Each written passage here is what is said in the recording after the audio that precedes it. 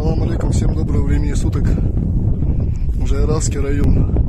Вот типичный могильник, именно манера захоронения ингушей. Вот она, городок мертвых у нас прямо на территории района, недалеко от Лежги.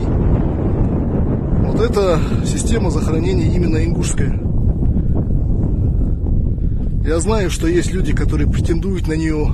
На их территориях остались такие же ингушские могильники. Сегодня по этим могильникам составлены целые сказочные истории, несуществующие. А реальная история, она здесь в горах. Несколько, я не знаю, может быть даже тысячи таких могильников, в том числе и целых городков. На территории башенного комплекса Тальгим, Эгикал, самые доступные, Эрзи и других. Тут, кстати, тоже Мецхал и ближлежащие башенные комплексы.